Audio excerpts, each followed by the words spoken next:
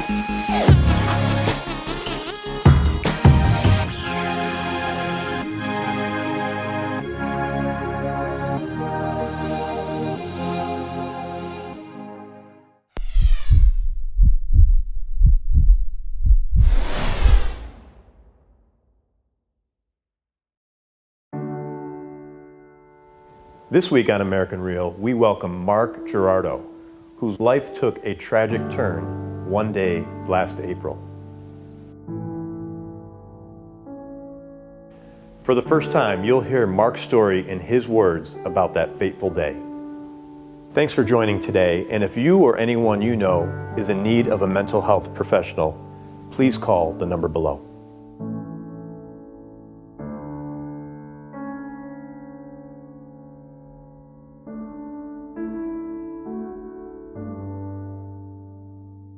This is American Real. I am Roger Brooks. My guest today is Mark Gerardot, who's here to tell us about a life-changing event that occurred last spring, which has greatly impacted the lives of many. Mark, welcome to the show. Thank you. Appreciate it. So last April, 2 lives were taken, and the lives of their loved ones were destroyed. You say that there are many who don't want you to share your story, but it's important to you to tell it. And after more than a year now, you feel compelled to do so. Please tell us why. Why is now the time? Yeah, well, for more than a year, I've been silent about it and kind of holding what I've been going through and what I've learned inside. And I just think there's so much to share and to learn, and I think to sweep it under the rug as if it didn't happen is a mistake. And I know it's a very sensitive topic, and people don't want to hear about it. Some people don't want to hear about it again. But again, I think there's just so much to know. I think there's also so much misinformation, I should say, when it originally hit the news and never anybody could have ever imagined it was going to go around the world the way that it did. And unfortunately, there was a lot of misinformation because it came out very early, really 24 hours after the tragedy. And unfortunately, by the time it went around the world, it was kind of too late to stop it. So I think there's a number of news stories still out there, and if you search for them, their name, my name, it's still out there. So partly I'm doing this to kind of straighten out the story, but also, again, I think there's just so much to learn. You name it, everything from gun control to mental illness. There's just pick a topic, and there's so much to talk about related to this case. Yeah, and just starting out here for those viewers who are just tuning in, I just want them to know that one of our missions here is to raise the level of global consciousness about important subjects. Sure. And it's important to know that we're thoughtful about that. We're not out to hurt anyone. Correct. We're not out to do any of that. So for us, it's important for you to be able to share your story in this, to be able to express the things that are important to you. Sure. And for us to sit back, listen, but maybe ask some of those tough questions that people may be thinking. Mm-hmm. And that's what we're going to do today. We're going to have a conversation, and it's going to be very thoughtful. Good. Got to bring some light to some of these subjects. That's right. So let's start. Let's take it back to that tragic day, April 23rd of last year, right? Yeah. Well, a little background too, I think, on it too would help set it up. My wife and I have been married for over 24 years, and with a lot of marriages, there are a lot of ups and downs, and I think we suffered through more than most. And we had just moved to the area to Delaware, and I moved up ahead of her, and I met someone and I fell in love with someone unexpectedly. We both didn't expect it, and we didn't know what we were going to do. It just took us both by surprise. So we kept it completely under wraps until each of us decided how we were going to handle the situation. But unfortunately, it was hard to hide. And my wife began to suspect that there might be something going on, and unfortunately, I denied everything. And for 4 months, eventually I came out, let her know. And there was a mixed reaction. She was certainly hurt, and it was an emotional reaction. But at the same time, we were working through an amicable end to our marriage for 4 months. And so when on the 23rd of April, my wife, Jennair, was actually supposed to meet me for dinner because we were still having those kinds of conversations. What are we going to do about this? What are we going to do about that? We were still taking walks in the state park with our dog. We had just had done prior to that, 24 hours before. And so never could I have expected what happened. She didn't show up at the restaurant, and we had some exchange of texts. They got pretty touchy, and I suspected something was up. I wasn't sure what. But, and then I started texting Meredith, the woman who I had been seeing, and she wasn't answering either. And so I rushed over to the house, and without too many details, I discovered them both. And immediately got the neighbor involved, and they called the police, and it became the moment of shock that I'm still living through. So, And I read a lot online, and as you said earlier, there is a lot out there. So the story came out quickly, but one of my initial thoughts, and I'm sure it's going back, it's always easy to kind of second guess yourself. But did you think of calling the police first? No, there was no imminent danger that I suspected at all. I really didn't suspect anything. The last thing my wife said was goodbye, and I thought that means she's done. I'm out of here. I'm leaving. And I went over there because Meredith wasn't responding to me, and I thought, okay, she's angry at me because maybe Jennair had said something to her, and I needed to smooth it over. So I went over there with the intent of talking to Meredith. That was my intent. So I didn't think there was any imminent danger, and no need to call the authorities. Mm-hmm. Yeah. And what I read was, again, Jennair took the life of Meredith and then her own life. She did. And the minute, according to the police and what everyone suspects, is the minute Meredith walked into the house, Jennair was laying in wait around the corner, and she didn't even see it coming, so she died instantly. And then moments later, she shot herself. Were there any warning signs? Was there anything that happened or that came up in your conversations that would have given you any? Nothing. I mean, to even talk about it is surreal today, because I have to remind myself that it actually did happen. Look, she was distraught, and everyone would tell you, anybody who's going through a divorce, or on the cusp of going through a divorce, there's emotions involved. And at times she was distraught, and we would talk. She would be angry, she would be sad, she would cry. Those are expected reactions. And then we would have, again, like I said, a dinner, an amicable. We would talk about finances and what we're going to do. We had an agreement that she and I were going to stay together and live together in Delaware throughout May, and that was the plan. So she had an entirely different plan that she didn't share with me, or she spontaneously decided today's the day. And in my research, I found that she had purchased a weapon, about 30 days prior? A little more than 30 days prior. And then actually did some training. Yeah, multiple times. Had gone to a shooting range to hone her skill. And you have to understand, my wife was the last person who would own a gun. And again, so I just couldn't believe it when the police told me there was a gun involved and that she had shot herself and Meredith. It was shocking. And actually, did I see that she was really for gun control? Absolutely. She believed in that. And gun control. She was an animal rights person. She's a women's rights person, and a very passionate person about all those and other topics. She would have been the last person to buy, let alone use a gun. Mm-hmm.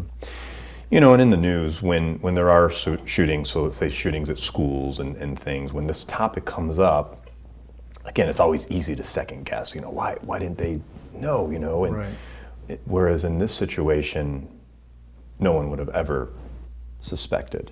No, right? No. I mean, again, she was living a double life. She was living this other part of her life and keeping things from me. There was no way of knowing without, everybody wants to second guess. I'm second guessing what could I have done differently? How could I have known without just infiltrating her entire banking system and everything that she had kept private in her email and text. And I'm not sure that I would have even done it. There was just no way that she just kept it completely separate from me. And again, our intent here, we obviously don't want to do anything to upset both families. So we totally respect that, and just trying to talk about some of these issues, Sure. And really want to get to you, and one could only imagine what that day must have been like for you, and all the emotion that must have been happening at that time. At the same time, were you pulled in for questioning? Of course, I think it was a natural thing. I expected it. I didn't expect it to last as long as it did, or to be as painful and lonely. I was brought in for questioning for close to 7 hours, into the wee hours of the morning the next day before I was released. I gave my phone. I gave everything. I told them everything I knew, but as it turns out, I guess they couldn't find the weapon. I found out later, which was part of the delay. My wife, when she ended her life, she fell on the gun, and so until they removed them from the house, they couldn't find the gun. So I see. That was that's part of the it. reason. Sure. Yeah. Mark, what's it like to be in that position? It's something I wouldn't wish on anybody, and I hope it never happens again. It will, and unfortunately, it will happen again. Murder-suicide is, as I've learned, is it's more common than you think. It's not as common with females, is my understanding. It's surreal still to this day, and again, we're talking 15 months after it happened now, and it's been a roller coaster of emotions. Between now and then, there are some days that are better than others, and there are days, hours that I'm brought right back to that moment to relive it. So I'm certainly not comfortable, but I understand, and I just know that it's never going to leave me, and it'll be part of my story and part of who I am for the rest of my life. So I'm learning to cope with the shock and the pain that I've been through. Yeah. Could we talk about Meredith a little bit? Sure. So what were the conversations like with her as you were going through your separation and after you admitted what was occurring? Was she at all concerned, or were those she was topics discussed? And most of her concern was for me, and I'm sorry you're going through this, but she was going through the same thing. She and her husband were divorcing as well. And we were kind of going through it together and commiserating about each other's situation. There were incidents where Jennair would, in some ways stalk her. She would, try to reach out on social media and try to connect with her.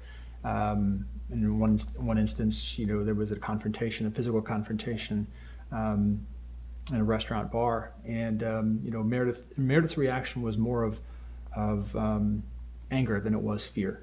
Again, if there was any amount of worry, it was for me in having to get out of the situation because it just wasn't good for anybody.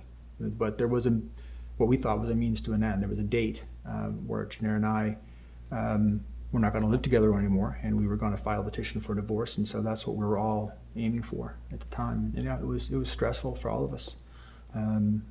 But I wouldn't say Meredith was fearful as much as she was just angry and upset by the situation that we were all going through.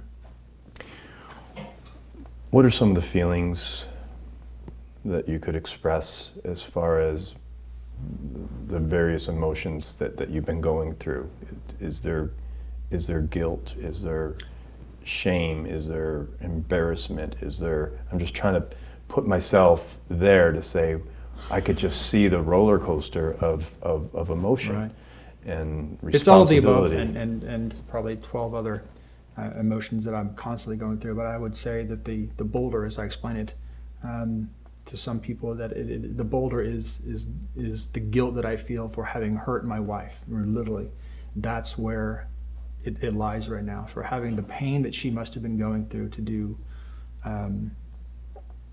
She felt there was no tomorrow, and that it wasn't worth living for. We were married for 24 years, and I loved her dearly. And it sounds like a strange thing to say, but I still love her, and I am so sorry for having hurt her. I would say I have great regret about the loss of life as well. But there are so many signs that parents, family, but more importantly, healthcare professionals, mental health professionals missed. We had a family therapist. Jennair saw her own therapist as well as a psychiatrist. She was so good at covering up the life that she was living and what she was thinking.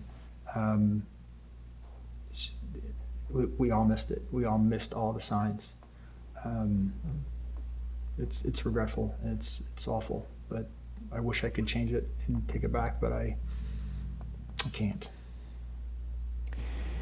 And what about the families? Have you had any contact with either family, and if so, what has that been like? I have. I mean, I've had a great relationship with Jennair's parents for 20 some years, and they were the first call I made when I actually got to a phone. And then, we've seen each other a couple times for, to pick up Jennair's belongings and shared a lot of her personal belongings with them. But I understand it's very sensitive, and talking to me is a painful reminder of what happened. So I've given them distance, which I suspect they need and want. And I didn't know Meredith's family. I really didn't have a chance to get to know them. Her mother reached out to me a few months after, and we've spoken several times. Her sister reached out to me as well, and we spoke at least one time in person. And so I have the utmost sympathy for them, for both set of parents and families. And we're all going through this together, as well as Meredith's friends and Jennair's friends, which were all equally shocked and saddened by it all.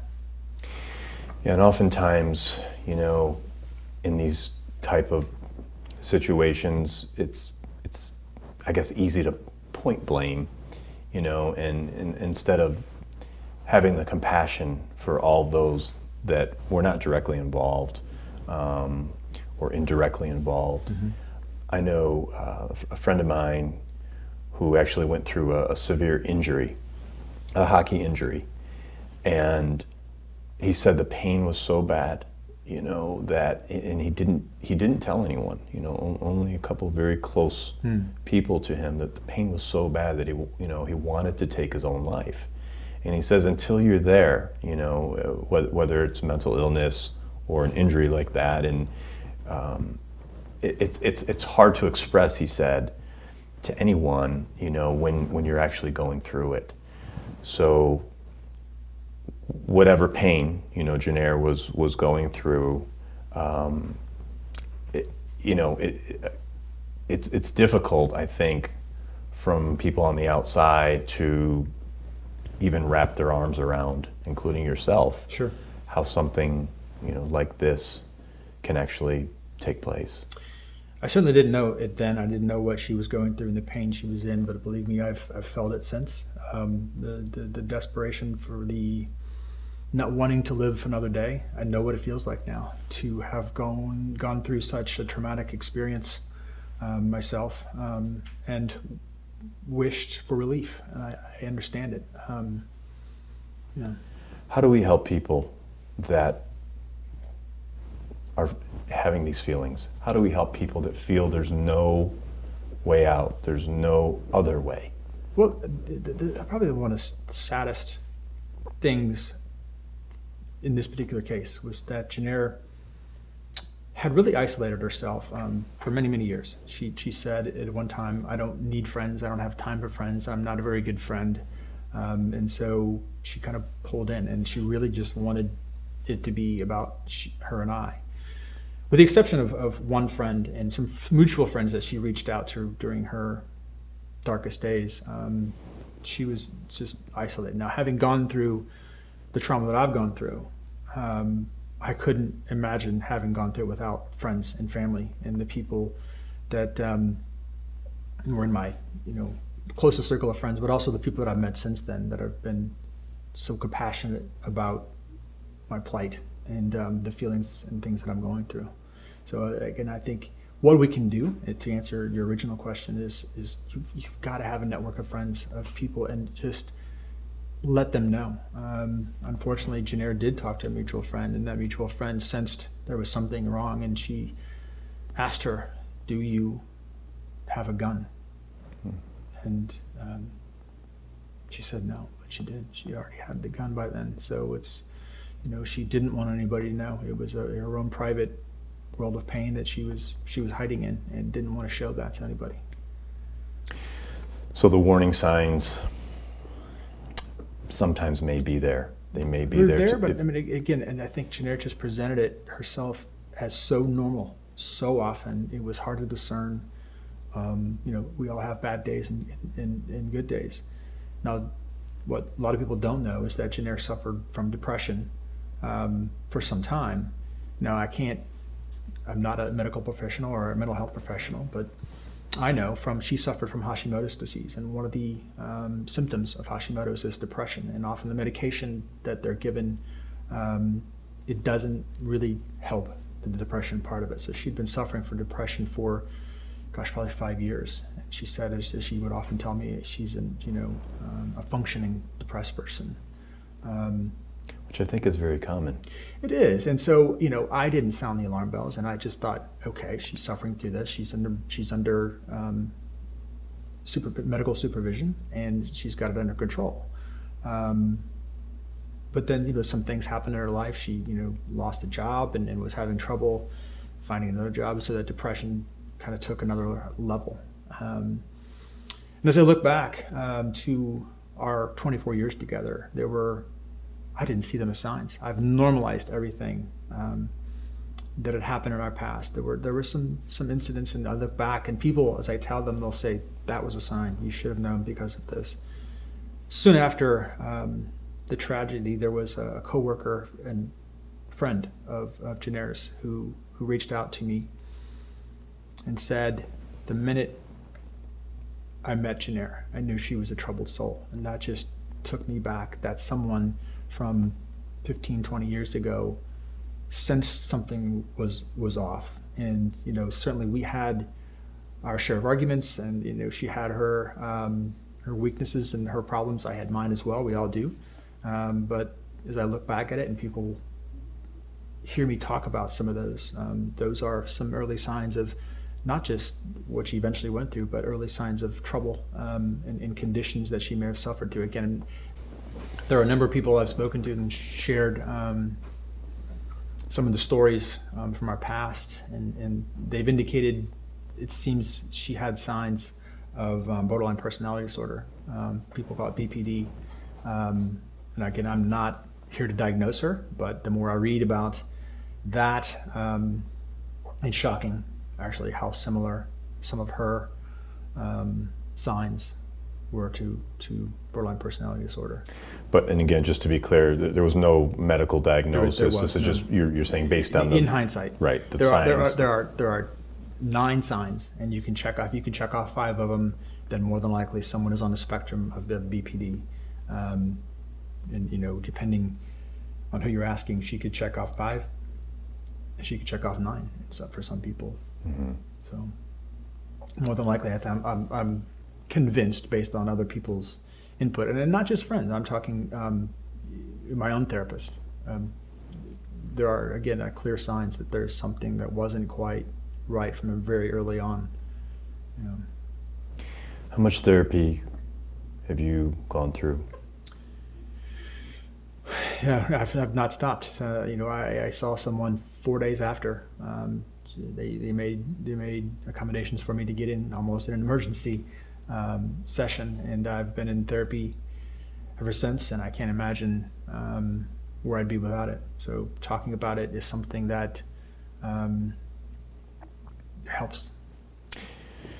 And for people that say, I don't need therapy, everybody should have a therapist. I'm convinced of that. Jennair, unfortunately, she didn't have the patience for it. She said all they want to do is talk, and that's just not what she wanted to do. And I think, again, from an early on, she absolutely, and we both would have benefited from seeing a therapist. We had instances where we would see a family therapist about our marriage, and those were, I think very, very helpful. But as an individual, I think, trying to figure out the world by yourself without someone to just talk to and just let them know everything is it's something everybody needs. Yeah. Mark, you talked about your support system and how important that's been to you. Has there been instances of people that have not wanted to support you? Were there friends that distanced themselves? Or how does that, or did you see the people that needed to be closest to you stepped up and were there for you? They did. My best friends, and probably a circle of 5, 8 that I reached out to, especially in the early days, and I was just on the phone with them every day, and they would check in with me every day to make sure I was okay. And I, again, don't know where I'd be without those people. And then the number of people I've met since, have just been here. And I moved to a new city, took a new job, and didn't know anybody. And so that people would take an interest and in my story and be there for me when my friends and family are far away. It's just been invaluable to have that. But unfortunately, there were friends, mutual friends that Meredith and I had, and they've kind of distanced themselves, which was painful because I reached out to them the day after, and there was a cease and desist order from the University of Delaware Police to stop contacting employees. So that was very it was very painful to have to feel I was being ostracized from friends that Meredith and I both valued. Mm-hmm. But I understand.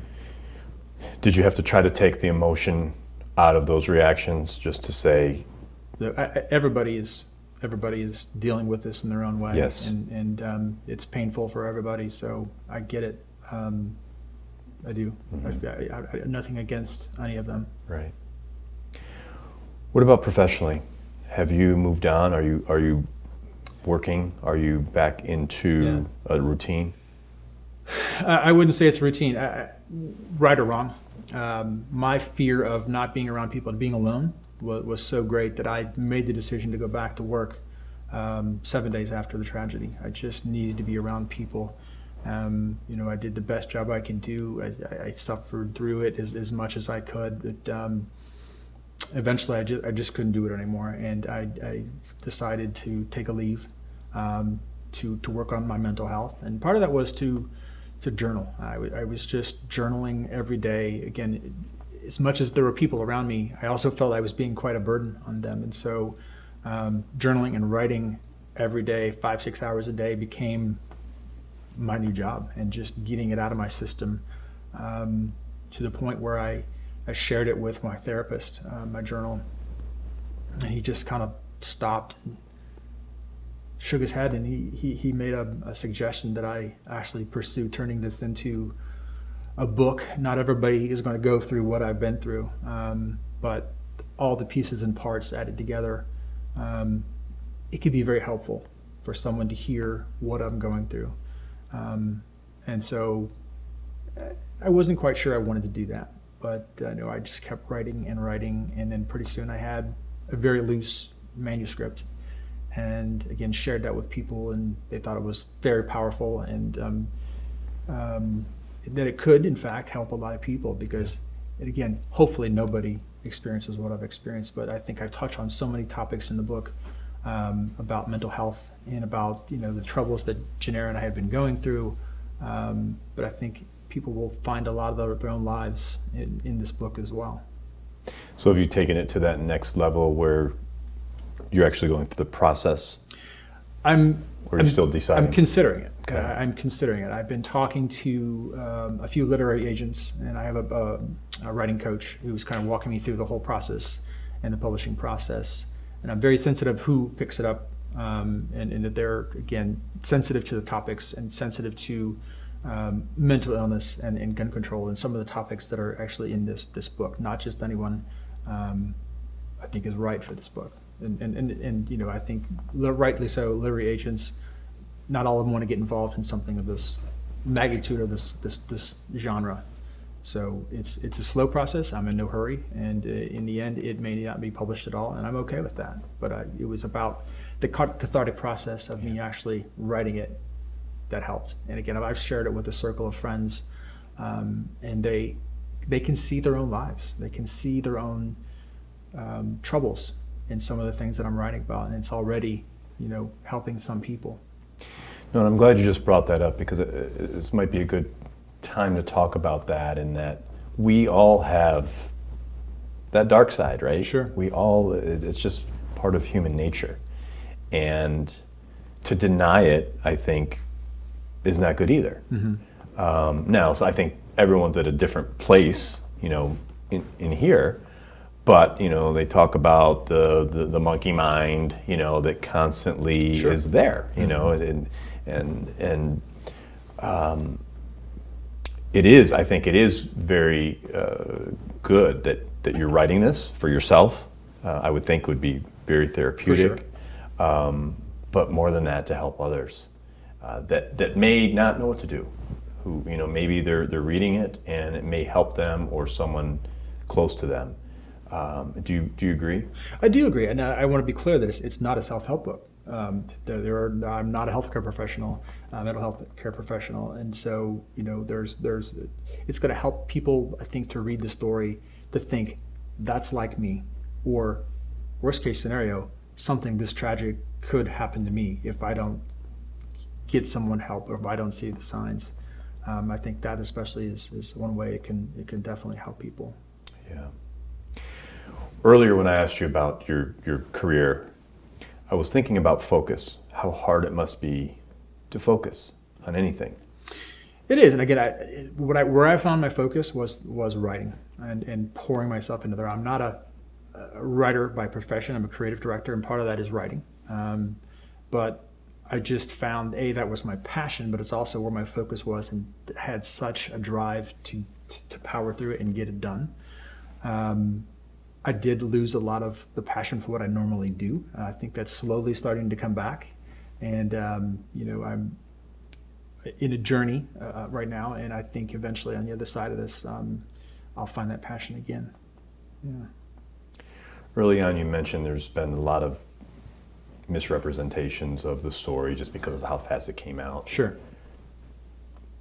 Is there anything you want to say? I mean, is there anything you want to talk about that you haven't been able to voice? I think what is also the book captures is the length of time in the story. The way the story was told, I know it's what news, they have so long to get it done.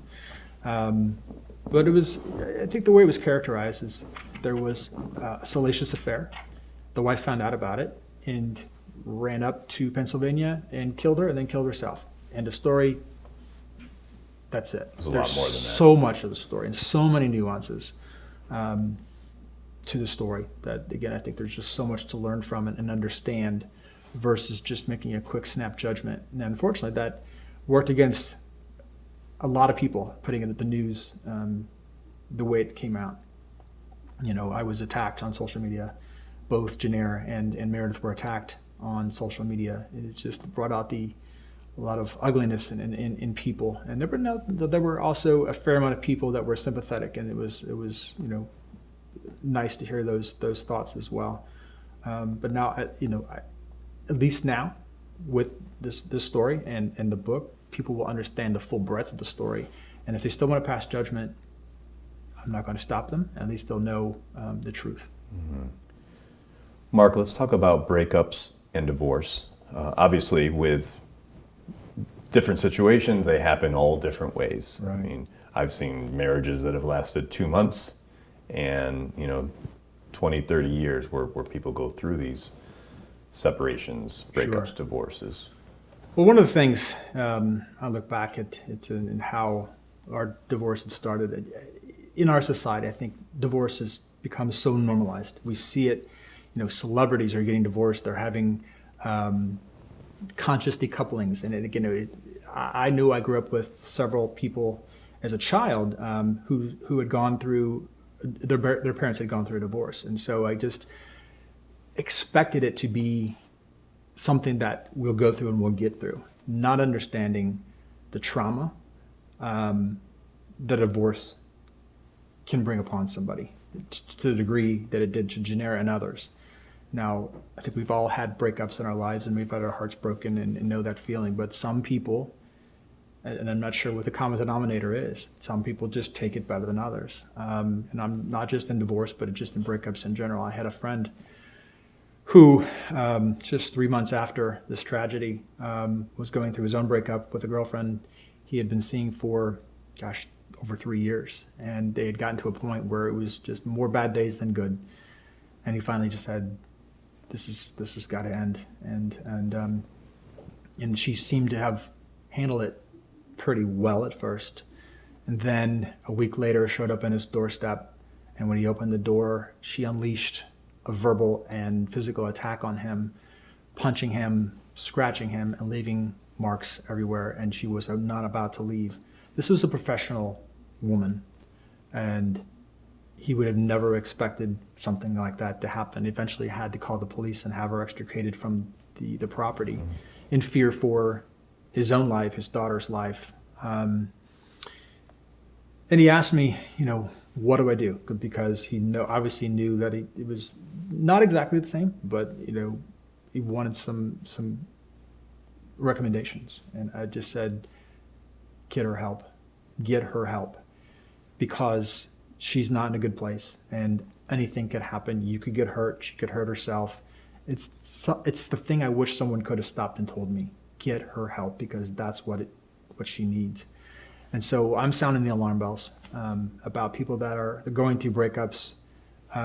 You've got to take care of the people that we love, but more importantly, the people that we hurt, and see that they're okay. And if there's one lesson learned in this whole thing, I think that would be it. And that's it's in the book. It's one of the reasons. It's one of the stories and themes in the book that keeps coming up again. To just people have different breaking points. We all do, and we're all capable of doing some awful things if put to the edge. And so I think, again, it's one of those things that are common. There is violence, unfortunately, when people break up and divorces happen. So I think there's a great lesson to be learned there. Do you see yourself? You mentioned this is something you want to sound the alarm bells about. Do you see yourself being an advocate, really, to try to help people as time goes on? I do. One of the things with the book, especially, people are going to say he's doing this for fame and fortune. There's no intent to make any money on this book.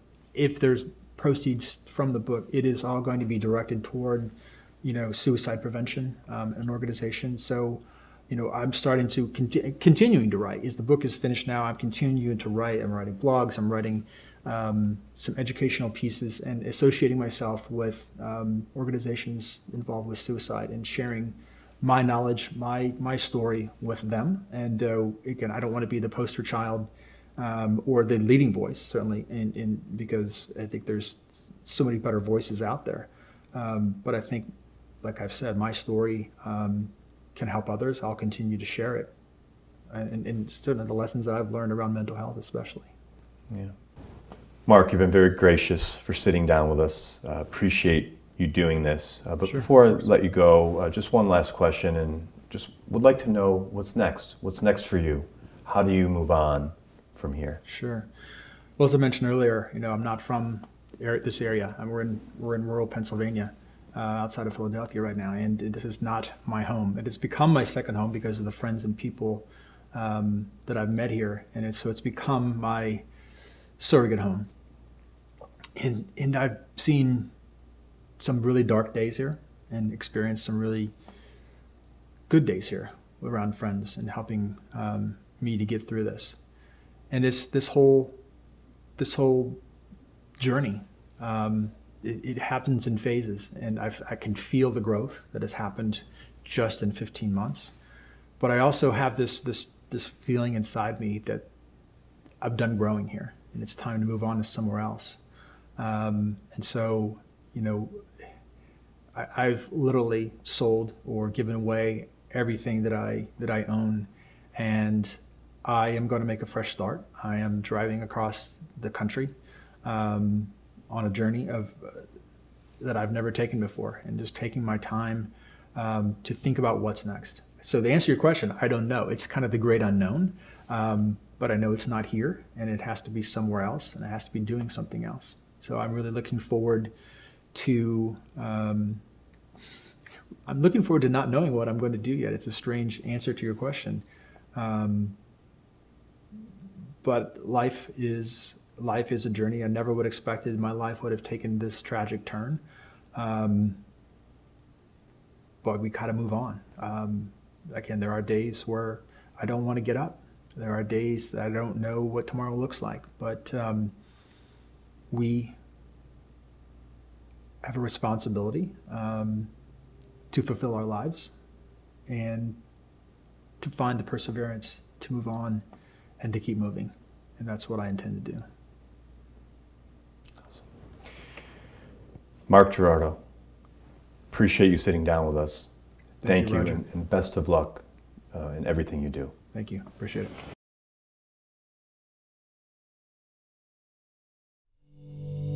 Thanks for tuning into American Real. Be sure to visit our website, americanreal.tv, or search for us on iTunes or YouTube for past episodes. While you're there, please rate us or leave us a review, as that helps others find our show. I am truly grateful and appreciate all of your support. If you'd like to be part of our inner circle or want one-on-one coaching, check out the American Real Learning Academy, where we have self-help groups and courses so you can build the best you. We also have a new Facebook group where you can connect with high achievers from around the world.